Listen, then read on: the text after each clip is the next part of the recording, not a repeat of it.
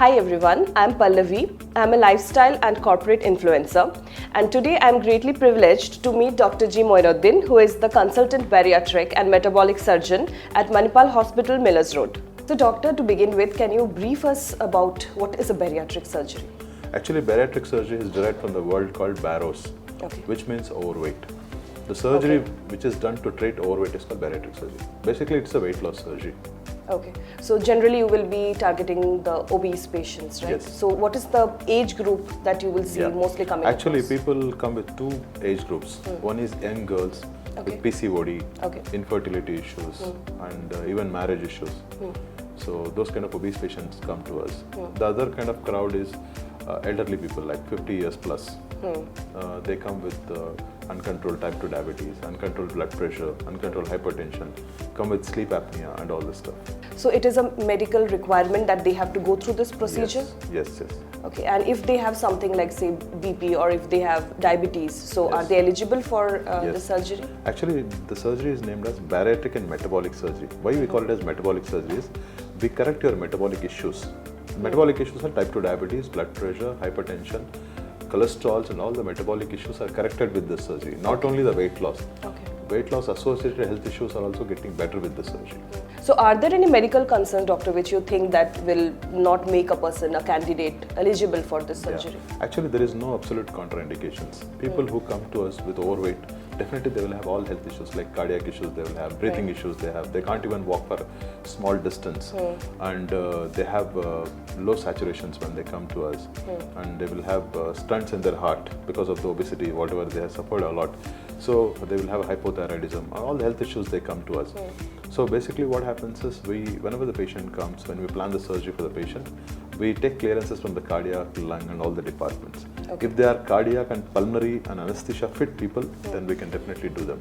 And in general, like how do you differentiate between liposuction and bariatric surgery? Liposuction is a word very popular everywhere. So what happens is liposuction is basically what they do in liposuction is they remove fat from every place of the body. Like for example, it's a body contouring surgery. For example, you have fat in the tummy part, they remove the fat. Like a spot reduction kind of. So basically it's what happens is a bulk reduction, whatever they do. But bariatric surgery is not a liposuction. Bariatric surgery is a keyhole surgery where small holes are done in your tummy. With the help of camera we operate. Basically we do a gastric bypass. We do the surgery on the stomach inside and join with the intestine. So it is a gastric bypass surgery where these patients are not losing from one place. They are losing diffusely from all the places. The weight loss is significant, 40, 50, 60 kgs and all these things post-surgery. What are the different procedures of bariatric surgery? Bariatric surgery is broadly divided into two procedures. One is gastric sleeve, one is gastric bypass. In gastric sleeve, what we do is basically we reduce the size of the stomach. So the eating quantity will be 15 to 20% of what they're eating. But instead of eating 3 times, they can eat 4 to 5 times, small frequent meal kind of thing. In bypass, what they do is we reduce the size of the stomach, but we don't remove outside. We join with the intestine. So basically, we reroute the intestines. Before food is to go in one route, food will take a bypass route. That's what's called gastric bypass. So when you reduce the size of the stomach, so the appetite decreases, that's what you're saying? So it works in 3 mechanisms. One is the quantity of food is reduced, you can't take much quantity. Number 2, the hunger reduces, the cravings. It all reduces. Number 3, the hormonal changes which happen post-surgery, which will melt fat from everywhere. It comes to a stool route.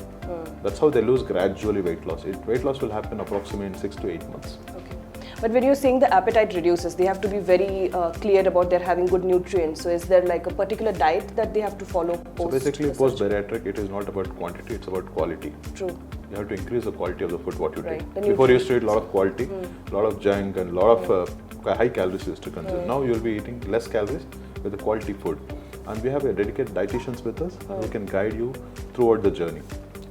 And the bypass that you're saying, it is joined with the intestines, right? How does that work? What is the mechanism behind it? The same mechanism.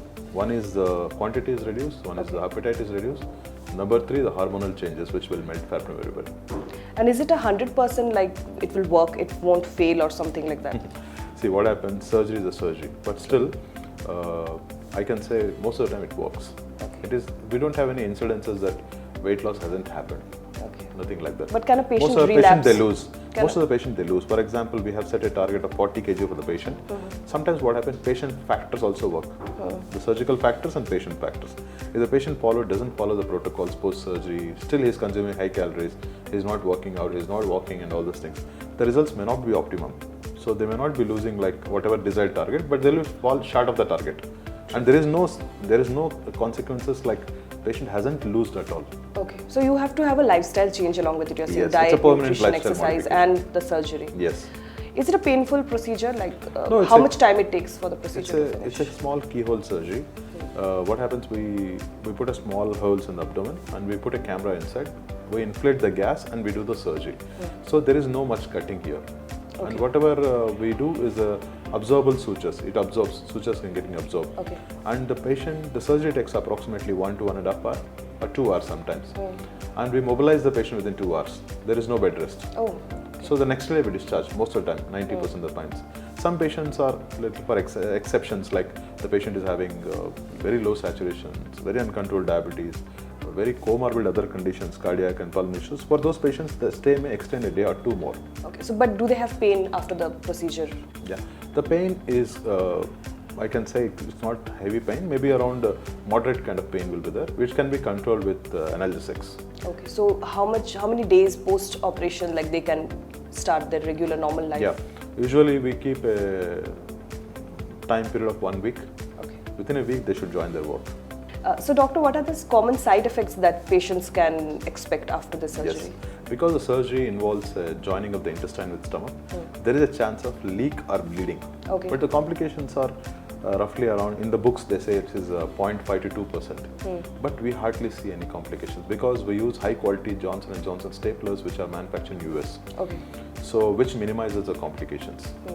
And can patients relapse like after major weight loss after certain years, say 4-5 years, can they again gain drastically? Yeah. There is a chance, okay. But the chance of weight gain is less in bypass.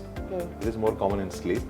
But what happens is whenever they do the surgery, there is something called patient factors also. The patient also should do a maintenance thing. Maintenance thing means he should avoid high calories like sweet, sugars and bakery items, and the patient should be doing a moderate of brisk walk or treadmill of at least 1 hour per day. So this kind of maintenance, if they do, they don't gain back. True. And post the surgery, do they have to visit you or any other doctor for that purpose? See, post surgery, what happens is follow-up is very key. If they are in follow-up with us, every 3 months we ask them to visit us. Okay. So if they are in follow-up with us, we can correct any small mistakes. You can then keep and a there tap itself. on them. Yeah. Okay. And then and there itself we can correct. Do they have to continue this follow-up for a longer period of time? Maybe for 1 year, 3 months once. After that, 6 months once for 5 years. After a yearly once. So doctor, like you have major experience globally, like around Taiwan, Belgium, Korea, and also in Bangalore you have more than 500 successful surgeries that you have done around bariatric surgery. What is the key takeaway that you have or the success rate that you have faced? I want to say only one thing after so much of hopping around to so many places. I will say that every patient is a different individual. So it is not the same with every patient. Every patient will have different risk factors, different comorbidities, different way in taking the weight. For example, 40 kgs may not be more for me, it may be more for you. True. So different patients will have different. So we have a tailor-made approach for every patient. It is not like one thing for everyone. When the patient walks into our OPD, we do a BMI, we analyze with cardiac and pulmonary and all the evaluation once we do. We segregate the patients into high-risk category, moderately risk and minimal risk. Okay. So especially these young girls who come with PCOD and hypothyroid comes in minimal risk. Patients who are elderly, who are having cardiac and pulmonary issues still can do the surgery, but the risk is little higher. But what happens is our team in Manipal Miller Road is very well trained for this kind of patients. We have even done 240 kg patient also here. Oh wow. So 200 plus are very commonly we are doing. So we are good in handling on those kind of patients. For example, tomorrow a 300 kg patient comes to us, we still have to operate. Understand, right? Our OT tables, of the camera system which we have is a 4K camera system, and our team, basically our team is like the life of this one, the whole thing. So what happens is the coordination is very good. So what happens is the optimum results happens only when the procedure is done in a frequent interval there. So what happens is we do it regularly. So the complications are very, very minimal which we see. Okay. And is there a minimum age criteria for the surgery? There is no age criteria. So any kid or any children who are obese? I'll tell you what happens. Yeah. Basically, before they used to say 16 to 18 years, they have to cross. Okay. Until the elder it is 70 years. No, not like this now. So there is a syndrome called Prader-Willi syndrome occurs in kids. Okay. We have seen 4-year kids coming with 80 kgs. They can't breathe. And those kind of exceptional cases they used to do. But I usually keep a tab, like I don't want to do a patient who is not psychologically fit for the procedures. True. So they should be psychologically fit, they should be aware of the diet, what they're taking, and the patient should be like disciplined post-surgery. If the promise is to be disciplined post-surgery, we plan to do a surgery. There is no specific age limit for it. And like for the people who are interested for the surgery, can you just give us a rough estimate of how much it costs? See, cost may vary from different, it depends on the room and all this stuff, but roughly I can say it costs around 3 to 4.5 lakhs. So as compared to other weight loss procedures, say liposuction, do you think this is a better option? Like, see, liposuction is never a weight loss surgery. It's just a body contouring surgery. Bariatric surgery or metabolic surgery, what we do is a proper weight loss surgery. You lose weight in this. You lose weight of at least 30, 40, 50 kgs. In liposuction, you don't lose weight. You just lose inch size. And you just do the body contouring. You have some fat here, they'll be removing like this. So, weight loss surgery is bariatric surgery. Liposuction is not a weight loss surgery. So doctor, can you explain, like right now so many information is around the market and Google and YouTube, and so many people are claiming about extreme weight loss procedures. Why should anyone opt for surgical procedures? Yeah. So what happens is, anyone who is obese or overweight, everyone, for example, everyone is overweight in their own way. I may be 4 kgs overweight, I may be 3 kgs overweight, some other may be 10 kgs overweight. Definitely they try to do the diet changes and lifestyle modifications. What happens is, people who try to do the diet changes, it should be a permanent way. People try to do 2 months, they may lose extra body water weight. Once they stop doing, they are back again. This is a problem which happens with many of the times. I can say 90% of people it happens like this. So very few people who are very disciplined and follow throughout the life. So losing, gaining, they are fed up with it. And there is a specific criteria to do the surgery. Not every patient who walks into the OPD will be doing the surgery. We do the BMI, body mass analysis. For example, weight in kgs by height in meters square. When you calculate, we will get a value. When the value is more than 32.5, that is obesity. Obesity. Okay. We consider them as a qualifying for surgery. After the major weight loss, do they have the skin reduction, something that they have to do? So what happens is, to minimize those kind of things, because any weight loss will involve loose skin. Yeah, and so especially major weight loss like 40-50 kgs that you are saying. So what happens is, people should know there is two, three type of weight losses. One is water weight loss. Number 2, muscle and fat. Patients should not lose muscle. If they lose muscle, they will have loose skin, because skin is sitting right on the muscle. So what happens to not to lose the muscle, what we do is, we do the muscle toning. We have a specific trainer for it. And number 2, we supplement them properly with adequate proteins, so that the muscle loss is not there. So in this way, we can minimize the way, loose skin.